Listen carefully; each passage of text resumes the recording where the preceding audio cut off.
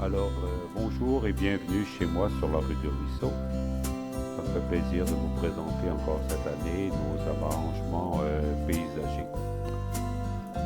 Alors, à l'entrée, on peut voir une première plate-bande, nouvelle de l'an passé, et un trottoir en pierre que ma belle Diane et moi avons confectionné l'été dernier.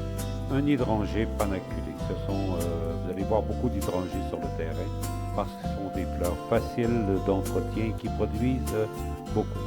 Derrière la fontaine, ce sont une autre sorte d'hydrangée, mais des fleurs roses. Mais à ce temps-ci du mois d'août, le rose est parti.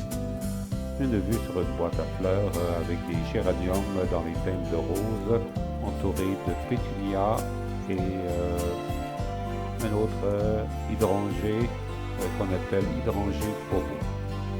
Le long de la galerie, une série de pots à fleurs remplis de coléus qu'on appelle coléus feu de camp.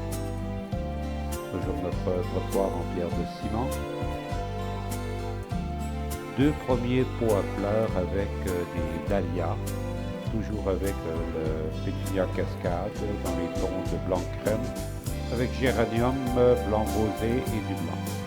Le dahlia est dans les rouges bourgogne.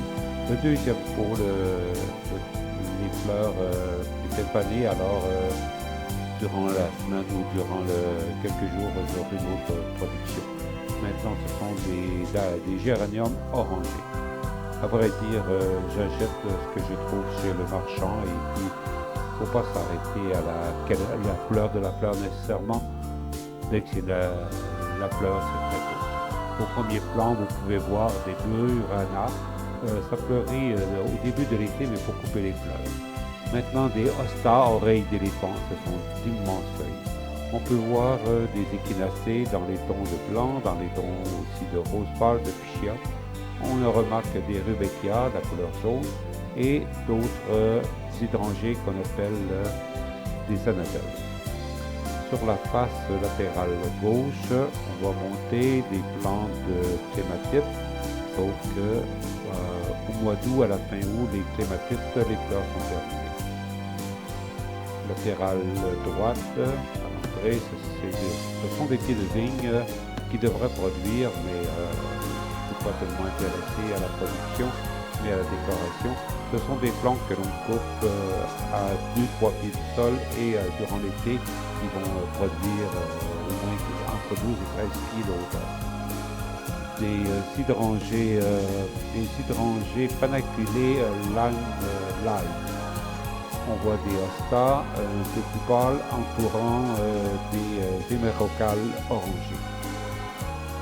Des hostas, il y a énormément de sortes, alors je ne peux pas vous les nommer, mais généralement ce sont des plantes qui ne vont pas en plein soleil. Sauf que plus la feuille est verte, plus elle est résistante. On peut voir une sorte de coléus dans les teintes d'oranger et de rouge pour donner un petit peu de couleur à la plate latérale. Un petit peu de potager avec des plants de tomates. Un autre plate-bande avec un feu au propane entouré de pots de fleurs, toujours des géraniums orangés cette fois-ci avec des pétunias rouges et au milieu des dahlias.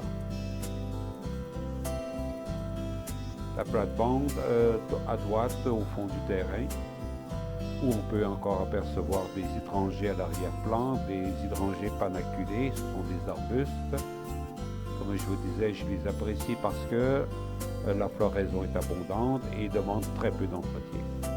Et c'est super en fleurs coupées au mois de septembre-octobre. Une fontaine et un oiseau métallique, je prends plaisir à l'installer à tous les printemps. Maintenant, ce sont des hydrangées, des hydrangées bobos. Ils sont blancs et viennent roses à ce temps-ci de l'année. Une troisième terrasse avec le feu de camp, entourée de 4 pots à fleurs.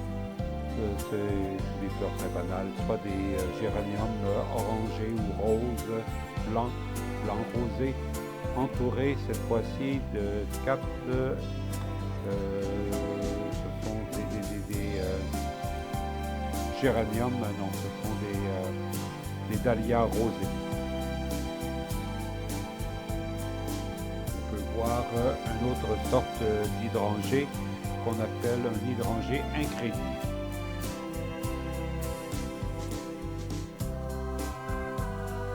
Toujours les dahlias rosés entourés de géranium. Cet été, début juillet, j'ai eu la chance d'avoir ma belle Diane et tous mes enfants et mes petits-enfants autour du feu. Nous avons passé une soirée extraordinaire.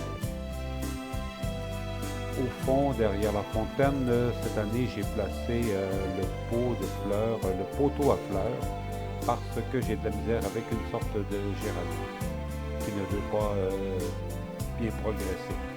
Vous remarquez d'autres sortes de hosta, feuilles, oreilles d'éléphant, une, deux, troisième fontaine, quatrième fontaine plutôt.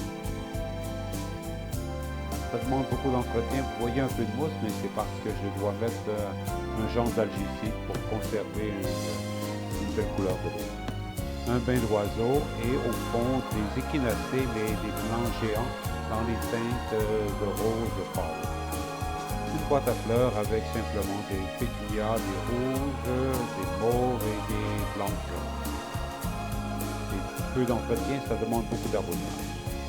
On revient sur la même plate-bande, mais avec une autre prise de vue qui donne une autre dimension et aussi une prise de vue sur la terrasse avec le foyer au bois.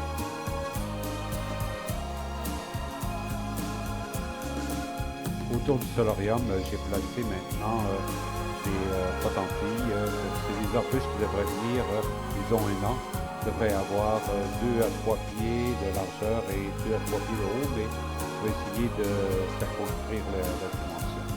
Une dernière vue sur la plate-bande de droite, à l'arrière du terrain, toujours la même fontaine avec l'oiseau.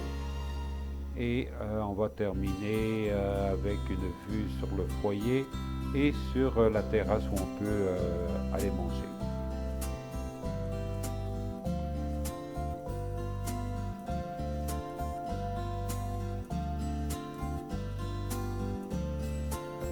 Une dernière vue sur l'ensemble.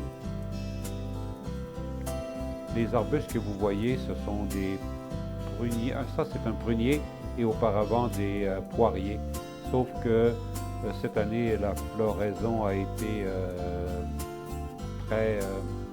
pas très terrible parce que le 2 juin, nous avons eu une jolie surprenante.